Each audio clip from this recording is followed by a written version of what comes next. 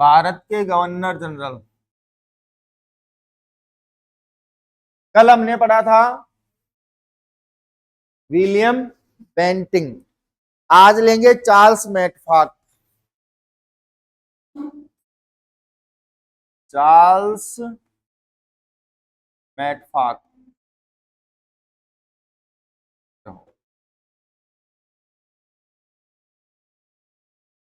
इसका जो हमें कार्यकाल मिलता वो मिलता 1835 से लेकर 36 तक। 1835 से 36 ईस्वी तक गवर्नर जनरल रहा। इसके समय कहते हैं कि इसने समाचार पत्रों पर जो प्रतिबंध लगा हुआ था उसको समाप्त कर दिया। जो भारतीय समाचार पत्र थे उन समाचार पत्रों पर जो वर्नाकुलर एक्ट लगाया गया था कि भाई कोई भी सरकार के खिलाफ नहीं लिखेगा, तो ऐसे कई प्रकार की प्रतिबंध लगाए हुए थे। उन प्रतिबंधों को समाप्त करने का जो काम किया था वो चार्ल्स मैकफॉक ने किया था। इसीलिए इसे भारतीय प्रेस या समाचार पत्रों का मुक्तिदाता कहते हैं। ध्यान रखना क्या कहा गया इसे, भारतीय प्रेस या समाचार पत्रों का मुक्तिदाता।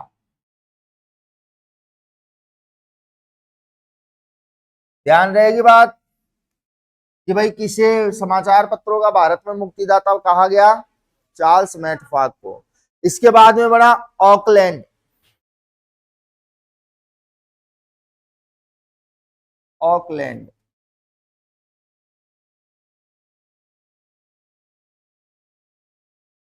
इसका कार्यकाल मिलता है हमें 1836 से लेकर 42 तक।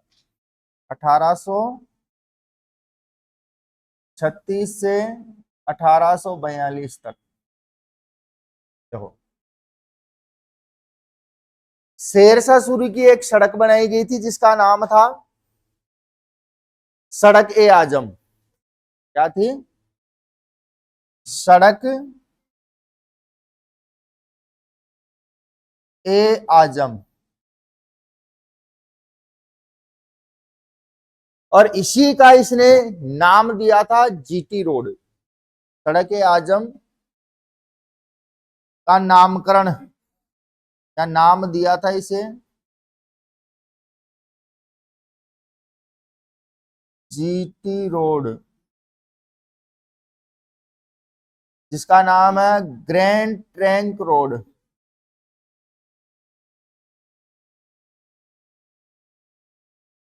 ये नाम दिया था इसने। ये बंगाल से पंजाब तक जाती है अभी, तो पहले लाहौर तक जाती थी। इसका निर्माण करवाया था शेरशाह ने। निर्माण किसने करवाया था, शेरशाह ने, बंगाल से लाहौर तक जाने के लिए। इसी सड़क ए आजम को नामकरण किया था ऑकलैंड ने जीटी रोड के नाम से, जिसका पूरा नाम है ग्रैंड ट्रंक रोड। इसके बाद में आता है एलन बरो। कौन आता है, एलन बरो।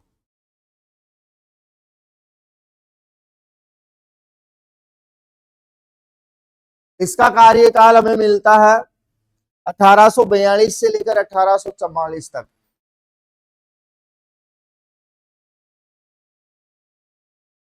और इसके समय की अगर सबसे विशेष बात करूं तो इसके समय दास प्रथा को खत्म किया गया था। मतलब दास प्रथा खत्म की।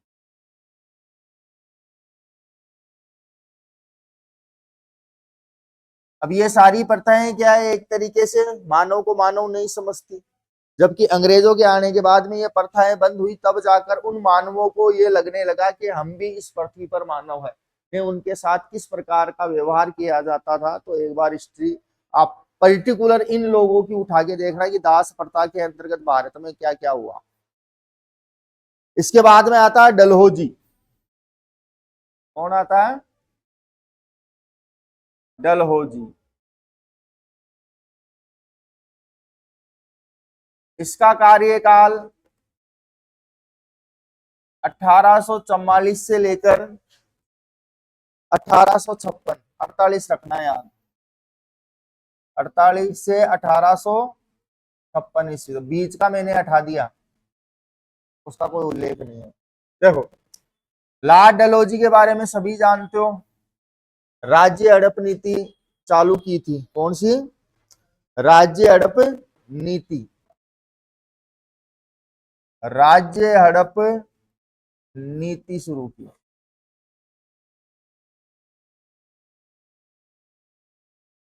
जिसके अंतर्गत क्या था कि अगर कोई राजा निसंतान मर जाता है तो उसके राज्य को ब्रिटिश साम्राज्य में मिला दिया जाएगा। और इसी नीति को लागू करने वाला जो था वो लॉर्ड डलहौजी था। कहा जाता है कि लॉर्ड डलहौजी जितना खूंखार कोई गवर्नर नहीं रहा। इसने तो यहां तक भी कहा कि अगर इसके बस में होता तो ये हिंदुस्तान को नीलाम कर देता, बस कीमत सही लगनी चाहिए थी। तो इसी को हम बोलते हैं डॉक्ट्रिन ऑफ लैप्स। क्या बोला जाता है इसको? डॉक्ट्रिन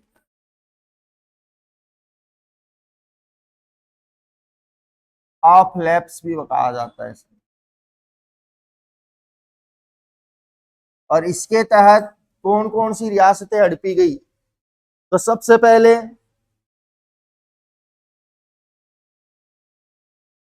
पहले ली गई सतारा। कौन सी रियासत?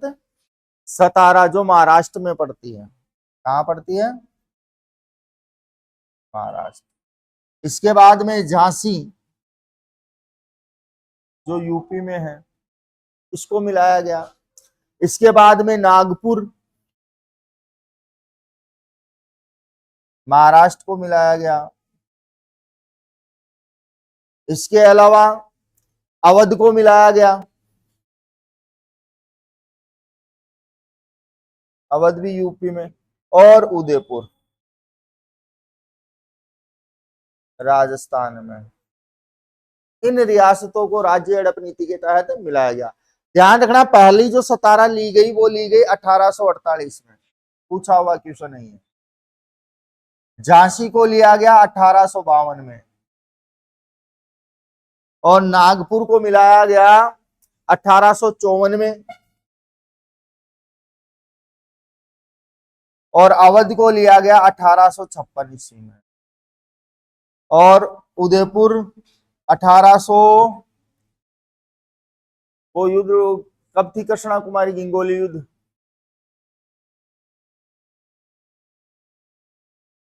18वीं शताब्दी में, ध्यान रखना। भीम सिंह के समय सहायक संधि कर ली थी, क्योंकि उसके कोई संतान नहीं रही थी। तो संतान नहीं होने की वजह से राजस्थान की एकमात्र रियासत थी जो राज्य हड़प नीति का शिकार हुई थी, उदयपुर। ध्यान रहेगी। तो ये सारी चीजें किसके समय की है? लॉर्ड डलहौजी के समय की, ध्यान रहेगी। और सहायक संधि का जनक कौन था? Lord Wellesley. कौन था? Lord Wellesley. ध्यान रखनी है ये चीजें, बार बार आपके पुराने पेपरों में उठा के देखोगे, ये पूछी हुई है। तो एक बार यहां तक तो कंप्लीट करो, फिर आगे बढ़ते हैं।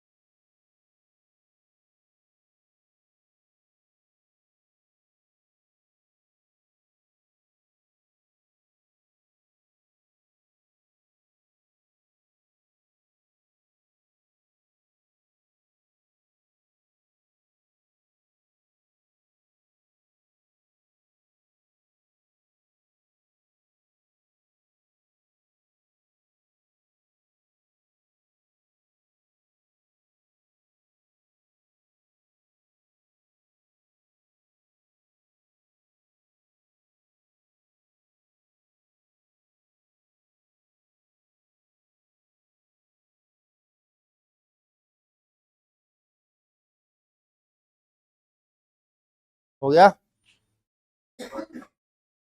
देखो डलहौजी में और चीज है। डलहौजी को उपनाम में हम कहते हैं भारतीय रेलवे का जनक। क्या बोलते हैं? भारतीय रेलवे का। क्यों कहते हैं? तो इसी के समय 1853 ईस्वी में मुंबई से ठाणे के बीच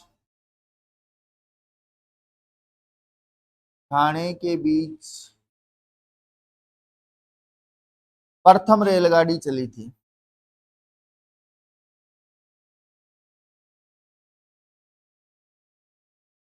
मतलब भारत में रेलवे का जो जनक है वो किसे माना गया है? क्योंकि इसी के समय चलाई गई, जो लगभग 34 किलोमीटर चली थी। कितने किलोमीटर चली? 34 किलोमीटर की दूरी तय की। ध्यान रहेगी। इसी के समय 1854 में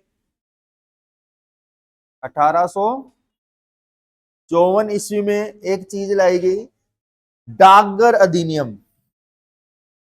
डाकघर अधिनियम आया, जिससे भारत में डाक व्यवस्था चालू हुई। ध्यान रखना। इसी के समय 1854 में वुड डिस्पैच लागू हुआ। वुड डिस्पैच लागू। तो भाई भारतीय एजुकेशन को सुधारने के लिए लागू किया गया था ये। भारतीय शिक्षा में सुधार के लिए। भारतीय शिक्षा में सुधार हेतु क्या लेके आया? वुड डिस्पैच लागू करवाया। और इसी वुड डिस्पैच को भारतीय शिक्षा का मैग्ना कार्टा कहते हैं। ध्यान रखना। भारतीय शिक्षा का मैग्ना कार्टा।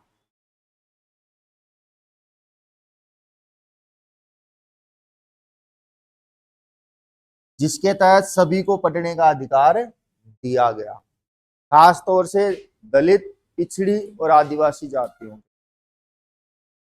इसीलिए तो इनके जीवन में जो परिवर्तन हुआ, खास तौर से निम्न जातियों में, वो अंग्रेजों के आने के बाद से हुआ है।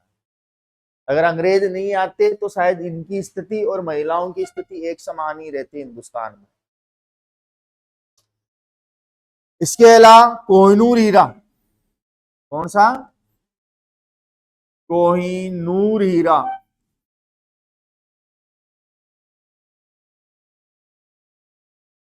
महारानी विक्टोरिया को भेजा था इसने।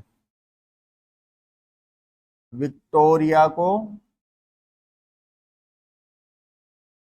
भेजा और विक्टोरिया ने इसे मुकुट में लगवा लिया, क्राउन में लगवा लिया।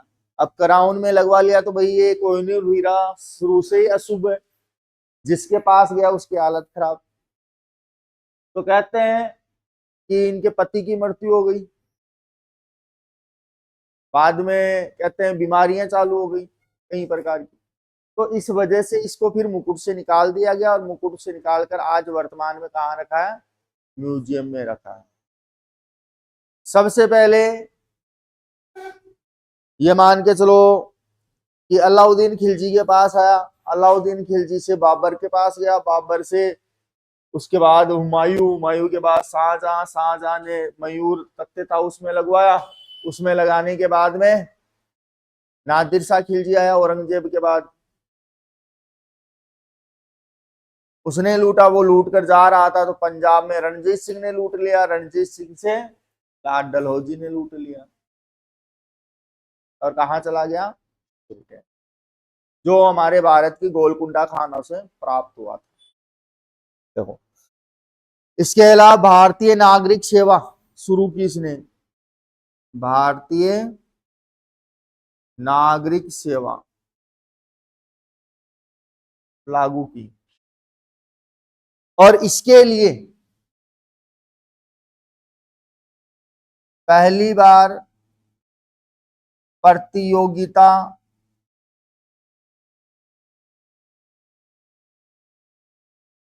एग्जाम शुरू की।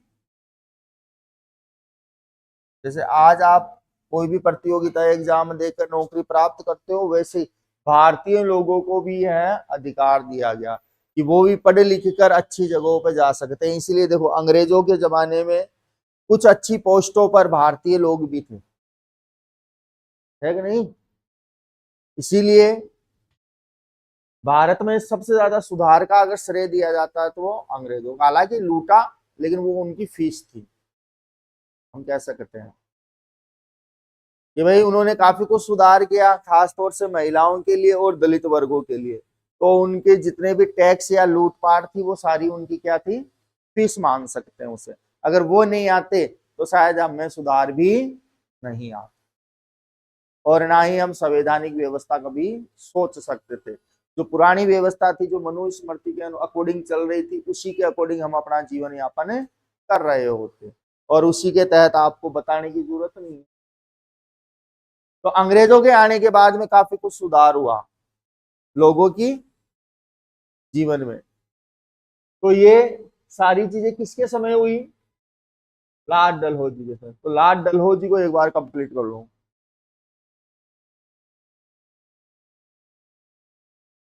इसके बाद में लेंगे कैनिंग।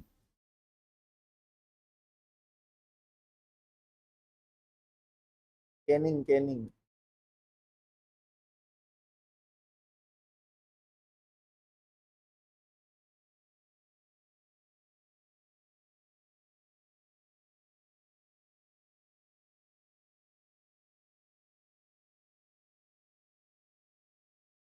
वुड डिस्पैच लागू, और मैग्ना कार्टा सबसे पहले कहाँ आया था। मैग्ना कार्टा अधिकार पत्र ब्रिटेन में, जो वहां के किसानों को दिया गया था, मतलब अधिकार पत्र था ये। इसीलिए यहाँ वुड डिस्पैच भारतीय शिक्षा में सभी को शिक्षित करने के लिए लाया गया, इसीलिए इसको क्या कहते हैं, भारतीय शिक्षा का मैग्ना कार्टा।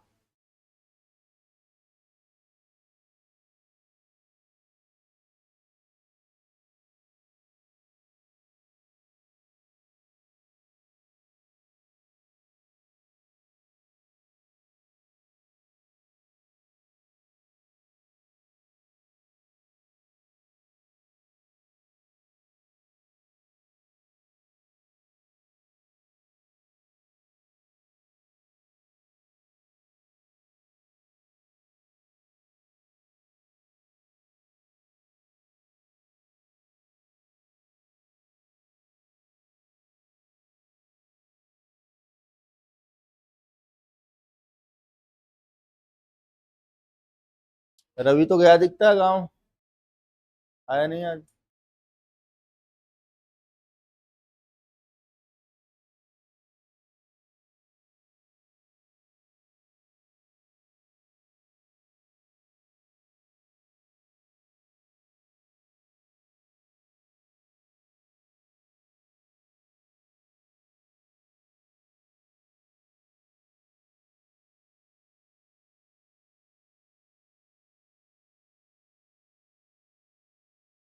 अगला लेंगे लॉर्ड कैनिंग।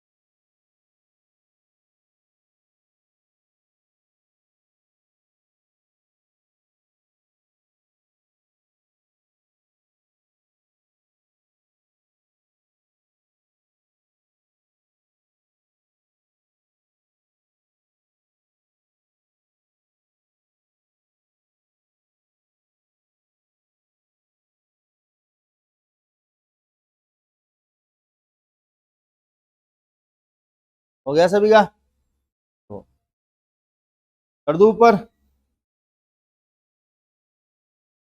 देखो अगला आता है लॉर्ड कैनिंग। इसका कार्यकाल 1856 से 1862 ईस्वी तक देखो अंतिम गवर्नर जनरल बना ये।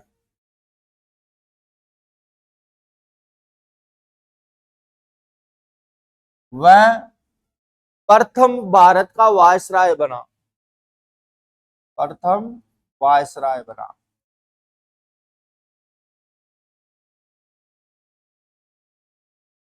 कंपनी के अधीन अंतिम क्या था? गवर्नर। और भारत का अंतिम गवर्नर पद जब खत्म हुआ तो उसके स्थान पे एक नया पद लेके आए अंग्रेज, वायसराय। और उसके अकॉर्डिंग भारत का पहला वायसराय कौन बना? Lord Canning. जब ये भाई साहब आए तो इन्होंने सबसे पहले 1856 ईस्वी में विधवाओं के लिए काम किया, विधवा पुनर्विवाह अधिनियम लेके आए, विधवा पुनर्विवाह अधिनियम लेके आए।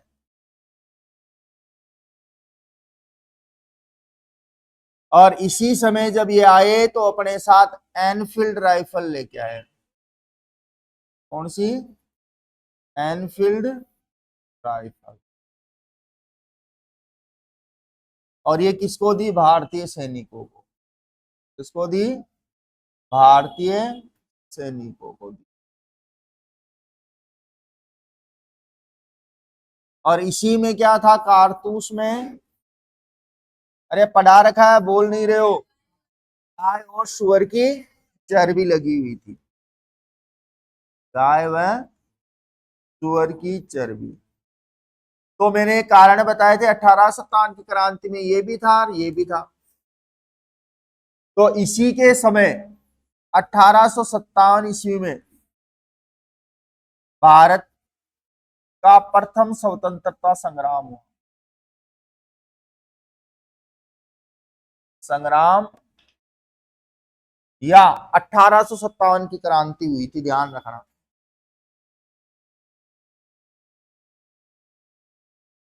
तो पूछा गया है कि भारत में जब प्रथम स्वतंत्रता संग्राम हुआ तो उस समय गवर्नर कौन था? तो किसका नाम मिलता है? Lord Canning. या वायसराय कौन था? तो लॉर्ड कैनिंग था। इसके बाद में 1860 ईस्वी में टैक्स अधिनियम लेके आए, पहला आयकर अधिनियम, पहला आयकर अधिनियम लागू। मतलब इनकम पे भी क्या देना पड़ेगा? टैक्स। और आज भी दे रहे हैं। इसके अलावा आईपीसी पारित किया इसी समय, आईपीसी पारित, इंडियन पेनल कोड। क्या लागू किया? इंडियन पेनल कोड, जिसे आईपीसी बोलते हैं हम। 1861 में लेके आए ये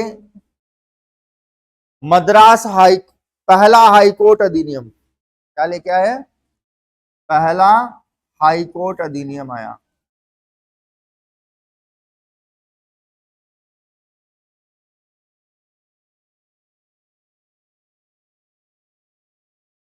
जिसके तहत 1862 में कलकत्ता हाई कोर्ट बना, बंबई हाई कोर्ट बना और मद्रास हाई कोर्ट बना। इसी के तहत 1862 में बंबई हाई कोर्ट बना, मद्रास हाई कोर्ट बना और कलकत्ता हाई कोर्ट बना। इसके बाद में 1866 में इलाहाबाद को भी क्या बना दिया गया? High court. 1866 ईस्वी में Allahabad high court.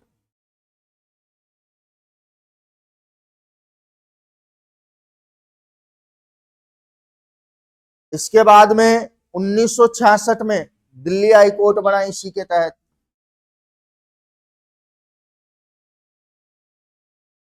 Delhi high court. तो ये सारी चीजें इसी अधिनियम के तहत चलाई गई है, उतार लेना। Lord Canning.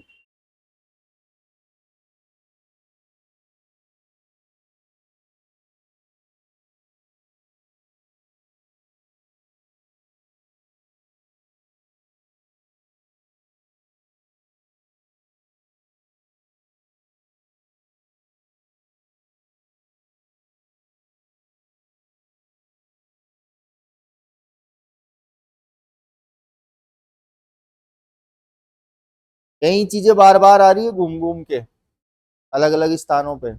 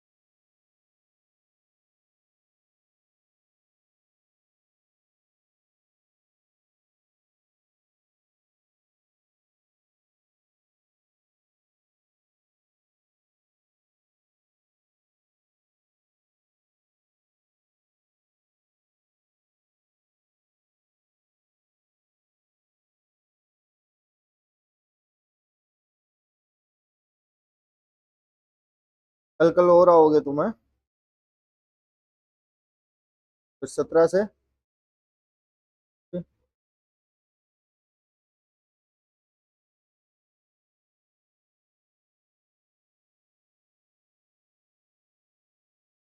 10 हो गए ना, 10 दिन हो गए, 10 दिन की चलेगी।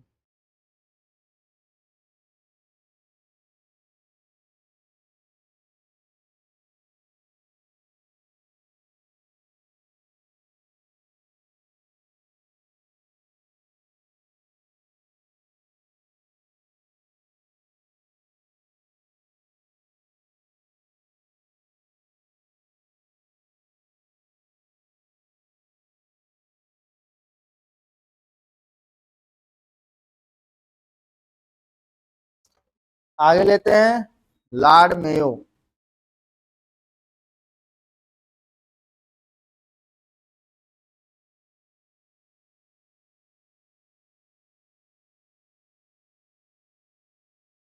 लॉर्ड मेयो का जो कार्यकाल था वो 1869 से 1872 तक। और इसके समय की सबसे बड़ी चीज है कि इसने अजमेर में मेयो कॉलेज की स्थापना की। अजमेर में मेयो कॉलेज की स्थापना की।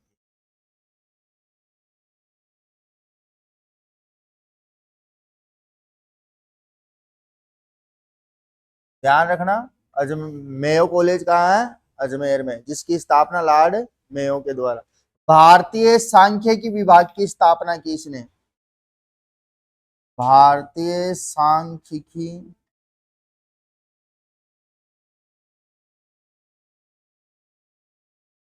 विभाग की स्थापना की।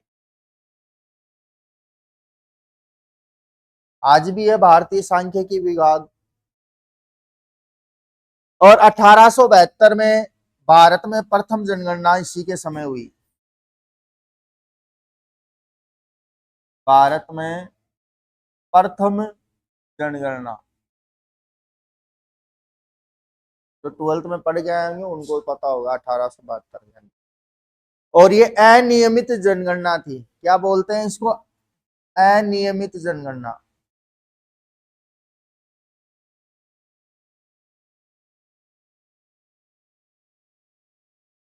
प्रथम प्रायोगिक जनगणना बोल सकते हैं, जबकि हर 10 साल के अंतराल वाली 1881 में, कब में की गई? 81 में।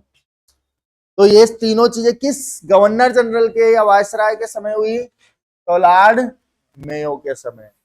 इसके बाद में एक और लेते हैं, अगला आता है नॉर्थ ब्रुक। नॉर्थ ब्रुक,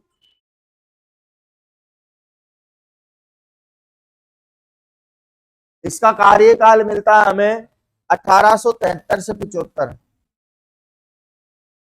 कब से कब तक रहा? अब इसके समय की प्रसिद्ध घटना है कि बंगाल में इसके समय अकाल पड़ा। पहली बात तो बंगाल में भयंकर अकाल पड़ा।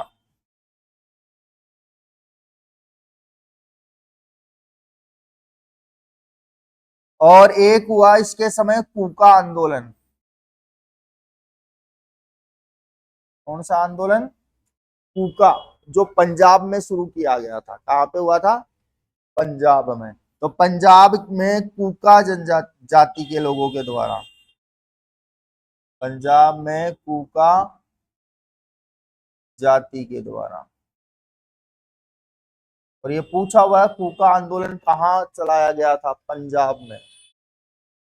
ठीक है, जो कि अंग्रेजी सरकार के खिलाफ था। इसके खिलाफ बताया गया है, अंग्रेजी सरकार। तो एक बार ये भी उतार लो। कितने हो गए टोटल? है 15।